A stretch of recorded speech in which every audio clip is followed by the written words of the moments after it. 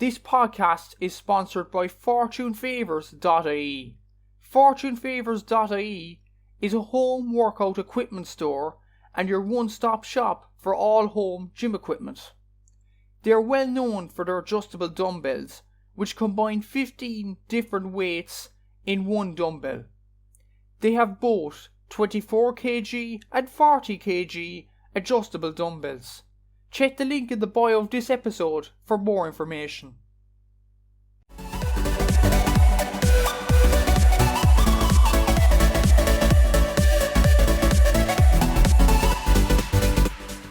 We move on to Division 2, which is an interesting division, particularly at the bottom, but ironically, we will start at the top with the top two teams at the moment in Derry and Dublin, 5 p.m. RT2 at Celtic Park. A sold-out Celtic Park, I'm hearing from Michael McMullen, so it should be a very, very interesting game, this. But Dublin not performing to particular good standards despite having an 100% record. Derry, as you mentioned at the start of the show, shooting the lights out. It should be interesting. In fairness, the talk going into this game that it is already sold out, and that probably speaks volumes for, I suppose, when the Dubs come to town. It's important to cash in. But look, it is a very interesting game, and I think it'll show. Like, I know Dublin haven't been great in this league campaign whatsoever, but it will show us exactly where this Dublin outfit are. Derry are absolutely fine at the minute, make no doubt about it. Probably one of the best teams in the country at the minute. They're so well coached. They're so enjoyable to watch. I think Rory just has them coached within an inch of their life. He just has them so well, moving well at the minute. Dublin side of things, it's really hard to know where they're at. Like the last couple of games, they only bet Clare by a point in Croke Park.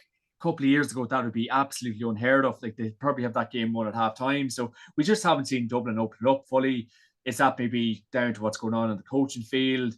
We know about the power of Dublin in the last couple of years, but we just haven't seen it so far. And I suppose Kieran Whelan probably said to me a couple of years ago on my own podcast that, and people nearly laughed at him, that Dublin don't have much coming through. And he was absolutely right. They don't just seem to be having them under 20s.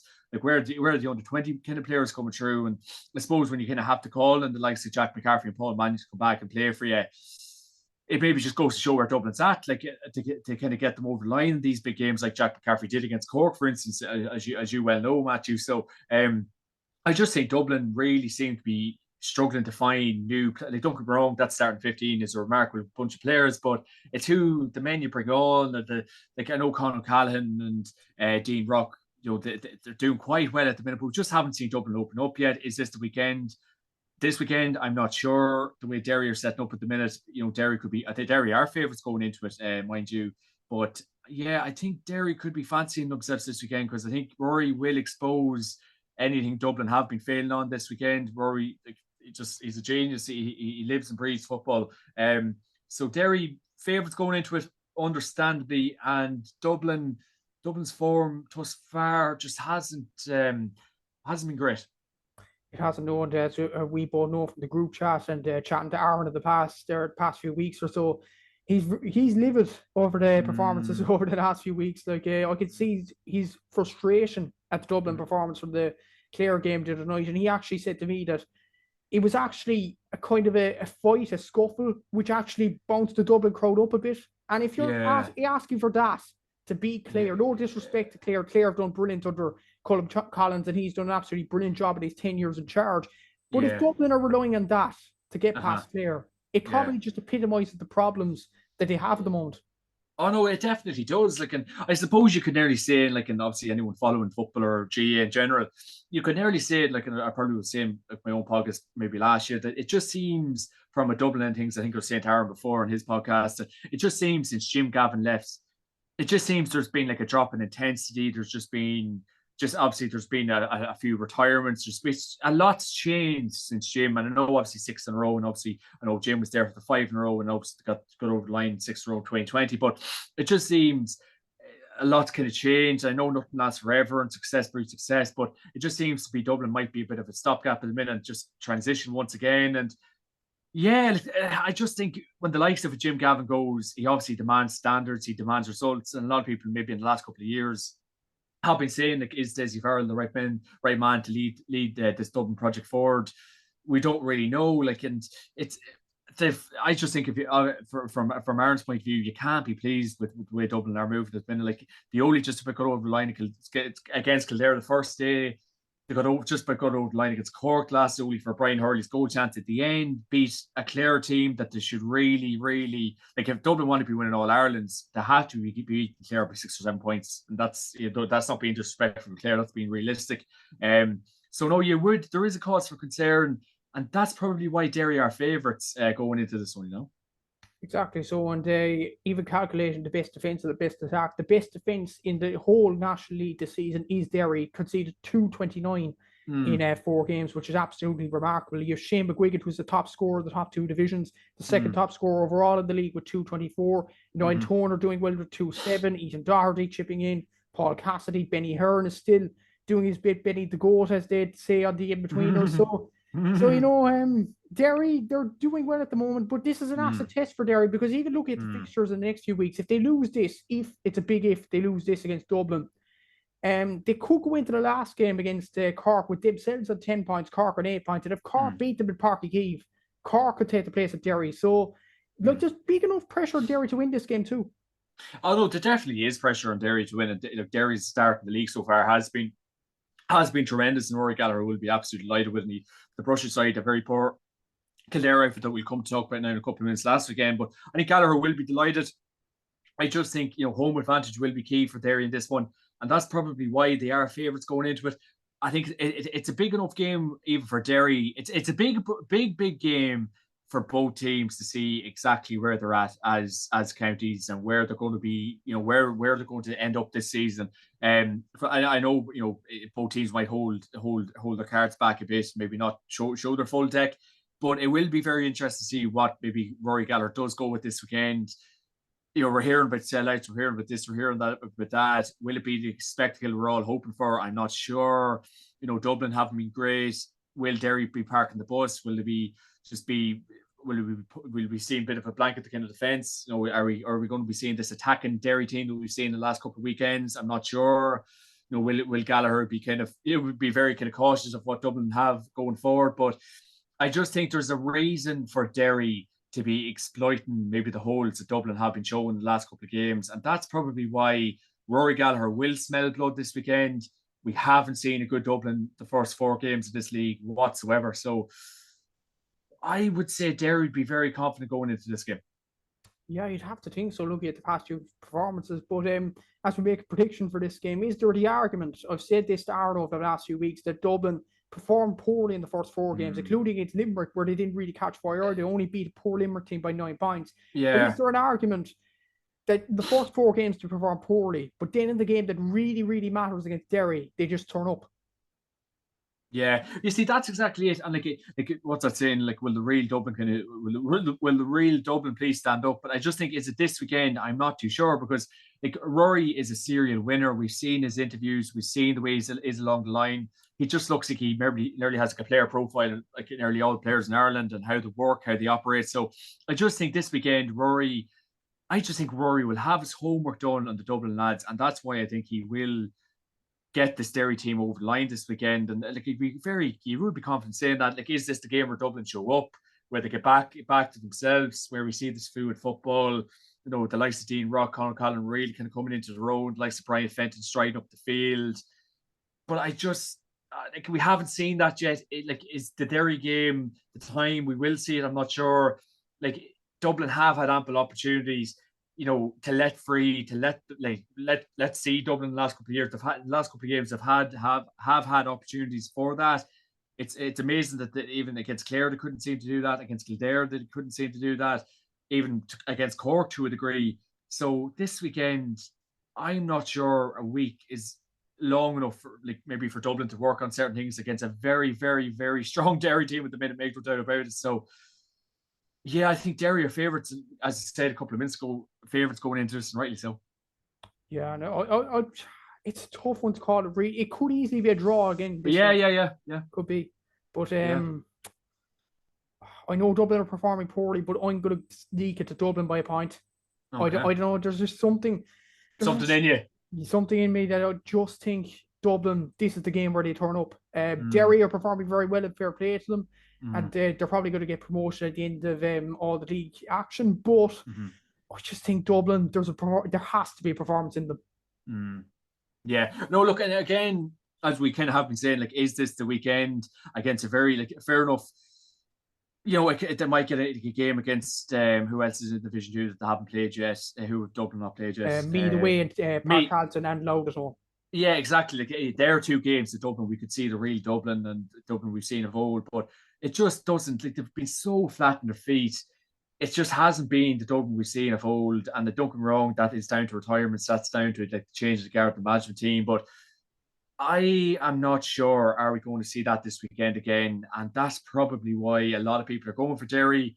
Home advantage again will be key. Oh, like, yeah. I can understand why a lot of people probably are on the fence about it. But I think Mr. Gallagher will get the win for Derry this weekend. And yeah, he'll be buzzing with it. But yeah, I just think Derry by, oh God, it's one of them games where you wouldn't know what nearly to say about it. But Derry will be 2 or 3 points. Yeah, it should be a very interesting game. It could go either way. We could be on the way to another draw, as I said previously. Yeah. But it should be a very, very good game. Hopefully, a good spectacle, as you mentioned there, on RT2 at the weekend. We need it. Yeah. Just on the side note, Matthew, on a brief side note, we need quality this weekend, because I don't know about you, but, like, some of them games last weekend were just so below par. So please, if any county players are indulgent in me and Matthew this week, show your hand. Let's see what you're made of. Exactly. So yeah, we definitely need entertainment this week, considering there's no Six Nations, there's no hurling this weekend. So look, we have to get entertainment somehow, but we'll see if we can get it on Saturday evening. And then we have 3 more Division 2 games, all at 2 o'clock. The first game, the most interesting one, and talked about even early on this week, because of one team in particular, Louth against Kildare, RD 2 o'clock. Kildare, the joint second worst attack in the league. The only worst attack is Longford and Waterford with a total of 140. One of only 2 teams that haven't scored a goal yet. And it's looking pretty bad for Kildare, because when you look at the Leinster draw, they're on the same side as Dublin. So this is a big Leinster derby for Glenn Ryan and these troops. Well, 100%. And Kildare have been far from impressive the last couple of games. They've been very, very poor. Like even, I know they started that first game against Dublin. They were so close, but just last weekend they were just blown off. Like, I know Derry on the serious crest of a wave at the minute, but they were blown away against Derry. They were blown away against Cork, and obviously much to your delight. But I think with Kildare, yeah, it just seems to be a real sense of reality. Maybe that, a lot of people have in the last couple of years been saying, "Oh, geez, Kildare are a great team and Leinster titles." But I just think it seems to be a bit of a reality check in the last couple of weeks about where this Kildare team actually are at. I know it's only the league; it is still early days, but we have kind of seen, obviously, like a few the Glenn Ryan interviews after games, and he just looks like he's just been. He nearly doesn't know nearly what's going on after some of the games. He didn't have any answers to the problems that Clare have had in the last couple of games. I know obviously Daniel Flynn is throwing his out in there, and Jimmy Hyland, trying his best, but it just seems to be, yeah, they're in a bit of a pickle at the minute. They're in a bit of a pickle, and I just think Division 2 is very open. Anyone can beat anyone really in that division, and it is still a very good quality of football. But I don't know, the Kildare need to get themselves, down to Division 3, work on a few things and rebuild a bit. I'm not sure. And I suppose from a worrying aspect of things as well, it's not going to do the Leinster competition any good, because if we see a bad Kildare, if we see a bad Meath, and maybe, well, look, Dublin are there to be got it, as we've seen in the last couple of weeks. So is this the year of a new Leinster Championship winner? We'll have to wait and see. But it's not doing Leinster any good with Meath and Kildare just not performing at the minute, and Dublin being the way they are. So it's quite an unfortunate state of affairs. But Kildare at the minute, with the faithful following that they have, they cannot be happy. Yeah, exactly. So, like, even I was hearing from my family who were up in Newbridge for that Cork and Kildare game. Like, the sense from the Kildare fans that day, according to them anyway, was shock about how badly they performed. And, usually in past few years, they'd blow away teams like Cork. But then they just didn't turn up. And it's interesting you mentioned that they need to go down to Division 3 to regain a bit of confidence and structure and all that. But if they go down to the Tailteann Cup now, what do you think that effect will have to Kildare football? Not saying that they will go down to the Tailteann Cup now, but it's a big possibility. Yeah, no, it is a big possibility. Like, and I know ourselves are in the Tailteann Cup and Westmeath were last year, but it could just be what Kildare football might just need. Like, and don't get wrong, it's what the supporters might not want, but if you realistically think about it, if you realistically think about it, I think on All Ireland is probably miles and miles and miles away from this Kildare team at the minute. So, look, is it a rebuilding job Kildare need to go under? Like, I wouldn't say maybe panic stations just yet, but the last couple of results have been very, very bad. It is still Division 2. Like, this isn't Division 1. So maybe some of these results that they've got in recent weeks just have simply not been good enough. If they're in the Tailteann Cup, would they be favourites to win it? Of course, they would for the calibre player Kildare have, but a very, very frustrating team to watch over the years. If you're a supporter, you have to be tearing your hair out because they're just so kind of like where it's common or kind of like a Donegal, so up and down each week. So I just think their form at the minute is very, very alarming, especially the games in Newbridge. They were absolutely wiped off the field. It's a fortress for them over the years, and they've been so below par. And as well as that, it's not like the wrong men are in place. They've been like Glenn Ryan, Kildare born and bred. I know Paul Cavan left the role a couple of weeks ago. He due to other commitments. Obviously, Dermot early there. Johnny Doyle there as well, isn't he? I think Johnny's there. Johnny Doyle there as well. So, Mr. Summer or the other name eludes me, but is it Emmett Bolton or not Emmett Bolton? Emmett, or I can't think of his name. Early. Yes. So, look, the right men are in place. So, I don't know. You'd love to really know, kind of like Tyrone, kind of like Donegal. You'd love to know what's going on behind the scenes on the training field for a lot of these counties, because just the results haven't been good enough. They haven't, no. And we could talk all day about Kildare, but even about their opponents, Louth, you have to credit them. Fourth in Division 2. Like I said to Aaron during the week as well, who would have said that at the start of the season? Louth, fourth in the second division. And when you look at their score, like last year, it was all Sample Roy, but one fella in particular has definitely stepped up in Darragh McConnell. He did well in the club championship for RD St. Mary's, scoring, I think it was 310 or something like that. In a few games, he scored 10 points in 4 games in this campaign. Kieran Downey doing well. Craig Lennon obviously with a superb goal against me, that's shown on Low J Twitter over the week. So they seem to be motoring along nicely, and Mickey Hart is doing a good job. Flying with them, absolutely flying with them, and it's a really, really credit kind of to be showing this form in Division 2, because as I said, anyone could beat anyone, and like you really vitally as Cavan maybe have learned over the last couple of years, you need a good start, you need to get some big wins on the board, and it's a real credit to Louth. They are flying.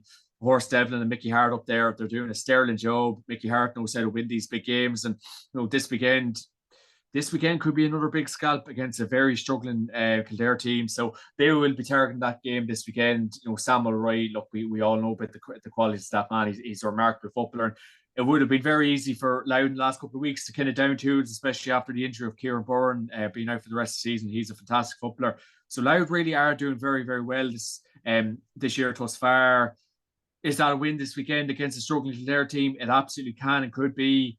There could be Mickey Hart would love a win against a win against Kildare, obviously as Tyrone Mantry, many of them over the years. So I think Louth could really be looking at a big W this weekend once again, because I think Kildare, I just don't think a week. I keep alluding to this kind of week to work on things, but I think it's very relevant for Kildare. Fair enough if they have a bit of a 2-week layoff, that might give them a bit of a chance. But no, I just think going on current form, I think Louth could just be snaking a victory here. Yeah, I think so as well. I'm going to go low, maybe by 1 or 2 points, maybe even 3. They look excellent so far, even scoring wise and defensively. They look solid as ever. The next Division 2 game involves my own county, Cork, going to Ennis to play Clare 2 o'clock on Sunday. This is a crucial game for both sides. Clare in particular, because we say about Kildare struggles, but Clare, realistically, look at the next few games, they have to win this game at the weekend against Cork, because after that they have Derry.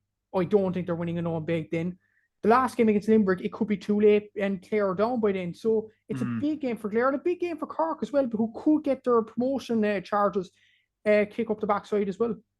100%, yeah. Look, it's a massive game this weekend, and obviously Cork Cork on the back of a big win against Limerick, and obviously so close against Dublin the weekend before. But Cork can take a lot of confidence in them last 2 games, and you'll be delighted with maybe the way Cork are moving. But again, Jacqueline Hyde up and down each week, so this game it'll be intriguing. Up in Ennis, there's home advantage swinging for Clare. It could be a huge factor in it. Owen Cleary had a fantastic game against the Dubs last day. He was shooting from everywhere, scoring points from everywhere, so he was remarkable the last day. A big shout out to Mr. Cleary. But it will be an interesting game. Obviously, Brian Hurley has been doing very well for Cork the last couple of games. Stephen Sherlock. Ennis is a very tricky place to go. It has been a bit of a fortress for Clare in the last couple of years. From a Munster end of things, it'd be very interesting to kind of follow this game to see, is the standard going to be good? Will we be treated to a good game of football? Because in Munster as a whole, we will need to see the standard being upped, to really start buying in and believing about the competitiveness in Munster. But no, this will be an interesting game. I think home as well for Clare. A lot of these games are so hard to call, so damn tight. If you're a bet man, you wouldn't know what to be putting the money on. But I just think Cork scoring, Matthew, you can obviously say more, but this has been remarkable in the last couple of games. I just think that alone could swing her for Cork, because they're shooting the lights out. They are at the moment. They're the highest scorers along with Leitrim in the whole league with 10 goals and 61 points. They are absolutely flying in that regard. Sherlock is the second top scorer in the top 2 divisions, and he doesn't seem to be watering along well enough after the Maid game. So it just shows the power he has in his boots. And another thing as well, I know Clare got the better of us, for advancing in All-Ireland and stuff like that. And Colin Collins did a good job. But Clare haven't beaten Cork since 2019 in League Championship or McGrath Cup. So maybe that would be at the back of Clare minds. But I don't know. I'm going to go against my own county. I think Clare could have enough. They could have enough in this game. I just think it's more crucial for them, because you look at the next few games against Derry. It's bigger for them, I think, to win this game rather than my own county.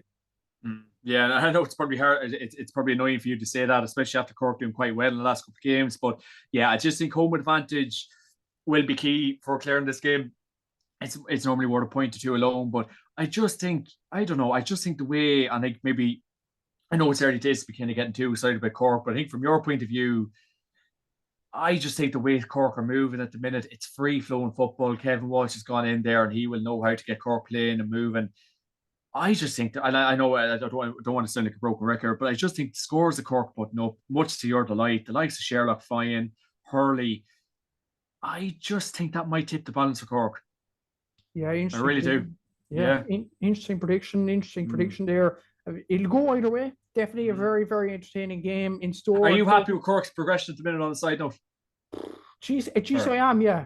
Looking at the last few games, even I looked at some stats over the last few days. Since the Meath game, which was a disaster defense-wise, we haven't conceded a goal. So but that Meath game started. But that Meath game, I know you were very, very disappointed. But I actually thought, I know obviously you're Cork true and true, but I thought he's actually done quite well. So I genuinely, generally, I think Cork have had a pretty good league.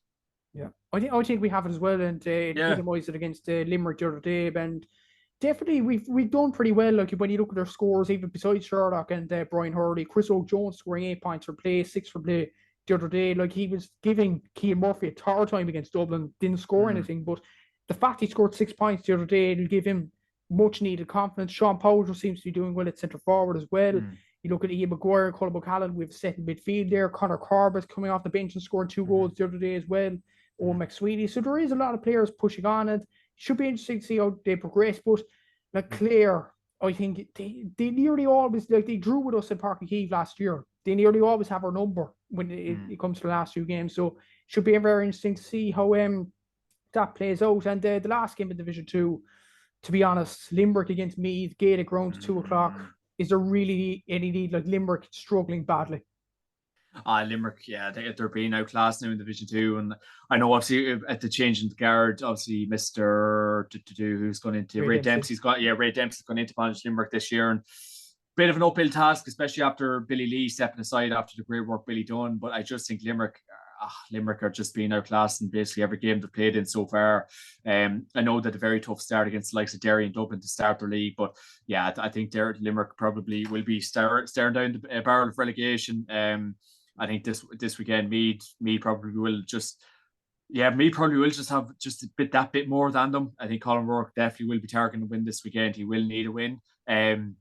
If Meath are to any chance of even looking at trying to get up out of the Division 2, but yeah, I think Meath will get the win.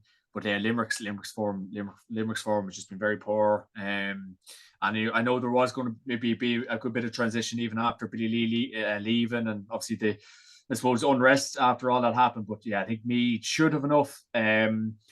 Quality wise, Division 2, and unfortunate, this is probably one of the games that just might let us down quality wise. Are we going to see a high scoring game of football? I'm just not too sure, but I think Meath should be looking at this game, and Meath, don't get me wrong, another one of these teams. It's very Jekyll and Hyde, up and down, but I think if Meath get their house in order for this weekend, Colin Rourke should be looking at the big W by 6-7 points. Yeah, could be even more than that. Like Limerick have the worst defense in the entire league with 699 conceded.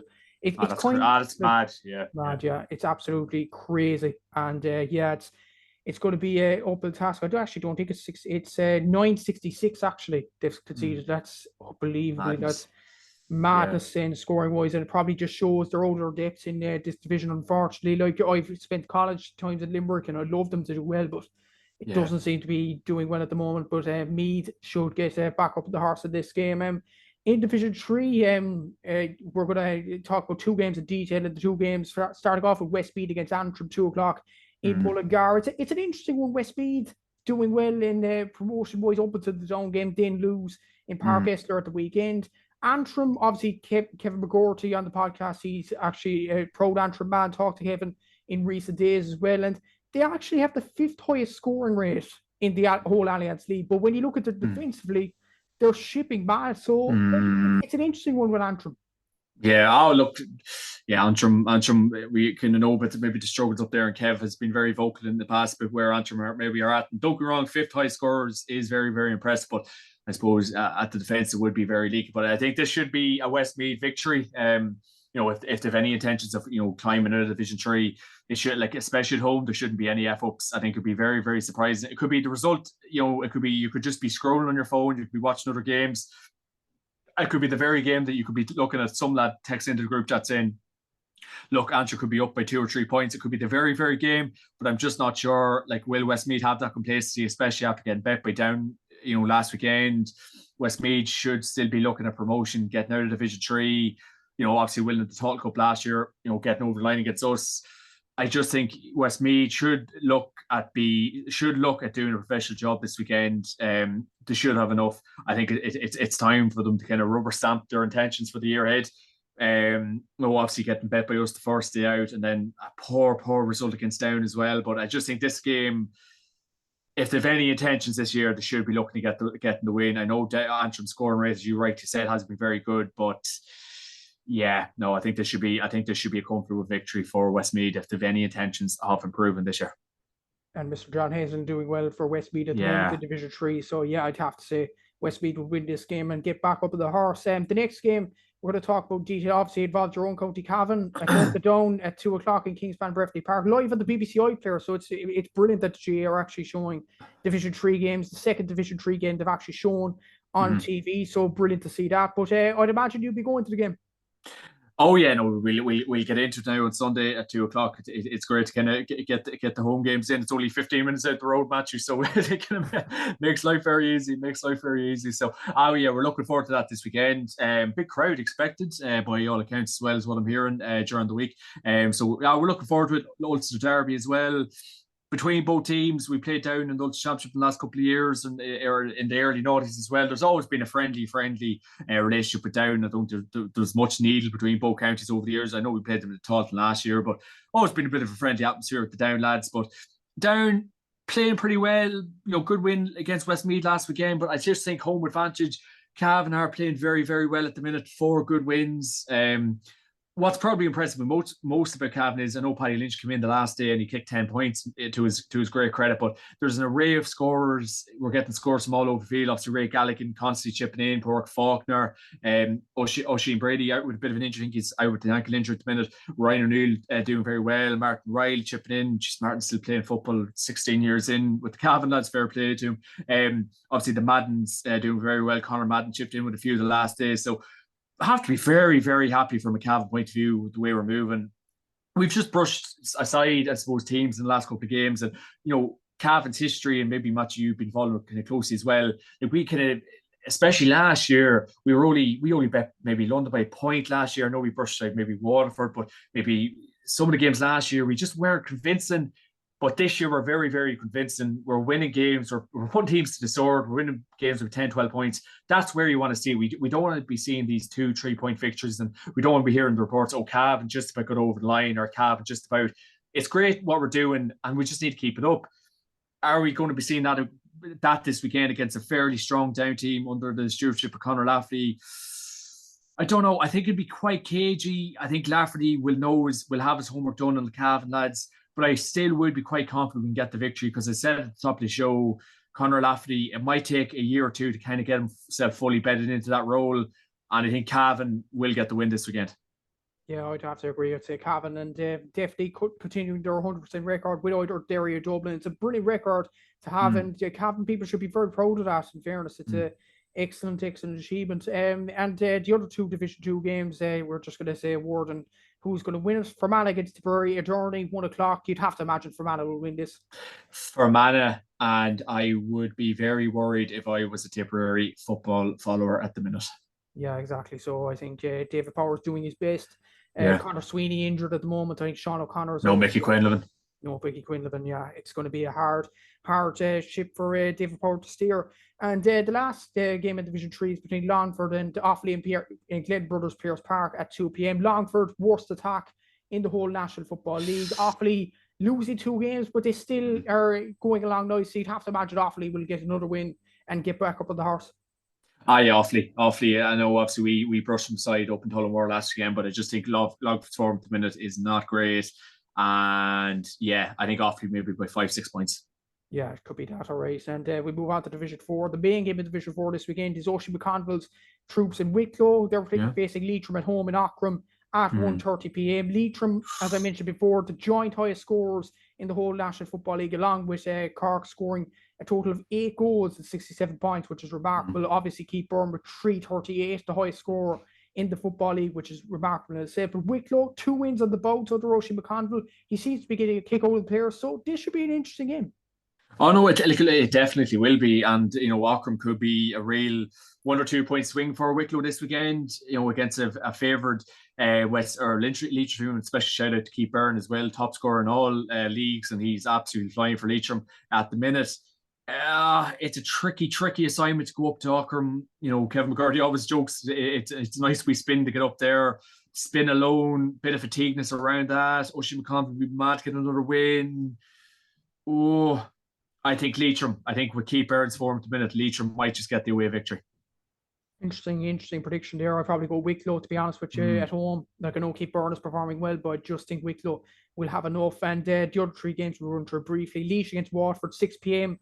in Portlaoise on Saturday evening. Yeah. Pretty obvious.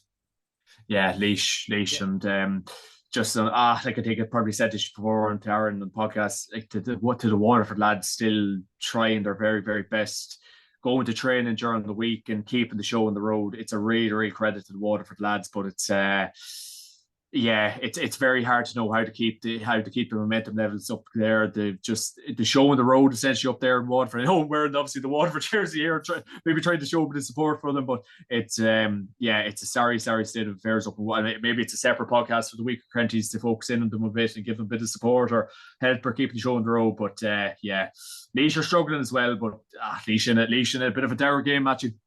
Yeah, I'd probably say Laois as well. And even Aoife Fitzgerald was saying during the week, it is very difficult to get the players motivated, even if they won last weekend. So I'd really feel sorry for a fellow Corkman, Derry, Aoife, but he's doing his best. He tries his hardest. He's actually the under-20 manager for Waterford at the moment as well. So it's hardship down there.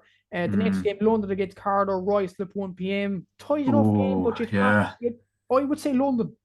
Yeah, I probably would go with London. Like, and I know obviously a lot of people, we were nearly caught cold going over the Royal Slip last year at Cavan. It's just about got the victory last year, but I don't know what end of Lynn, former Derry player playing for London at the minute. London in quite good form, up and down with a lot of results. Carlo going over there. Yeah, another tight game. I might just go. Oh God, it will be very tight. Yeah, Carlo in quite decent up and down form as well. Yeah, that might swing it. I might go with Carlo, just maybe with 2 or 3 points. Tight game though. Should be a very tight game. And the last game, Sligo against Wexford, 2 p.m. Wexford picking up a bit of form in recent weeks, but obviously Sligo, 3 wins of the bounce now, picking up a bit of form themselves, look favourites at the start of the league campaign. Like, should be a tight game, but up in Markievicz Park, it looks like it should be a Sligo win. Yeah, I think Sligo will get the victory here. I think even Tony McEntee will be targeting the win here. I think Tony McEntee, I think his aspirations were always trying to get Sligo out of Division 4. Sligo, proud footballing county. We've seen the success the underage lads have had in recent years. Wexford, I know they got a good enough win against Leitrim a few weeks ago there, and Matty Ford's been obviously very vocal about the standard and state of affairs in Wexford football at the minute. And obviously there's a clear lot of unrest going on there at the minute, quite like Waterford, how to keep the troops rallied every single week. Fair play to the Wexford management team. But yeah, could be another result that could surprise you. Wexford might just pull it out of the bag, but I think Sligo alone, bit of experience, might get the win there. Yeah, should be Sligo to win and definitely get their promotion charge back up on track. And thank you all for listening to the podcast today. And thank you to Fortune Favours for sponsoring us. Like the video, subscribe on YouTube, subscribe on Spotify, follow JMac Statsman on Instagram, Twitter, and on TikTok as well. John, thank you for coming on to the podcast, and be sure to check out the JMac Podcast. Obviously, I'm a pundit on that. There's a load of good pundits: Daniel Gooley, Kevin Bagorty, obviously Aaron Prendergast has been on this show before. So yeah, go ahead and check that out. And yeah, thank you, John, for coming on. Cheers, sir. An absolute pleasure. And hope anyone watching on YouTube can still see me. I know I probably should have turned on the lights, but yeah, pleasure, sir. Pleasure. Thanks.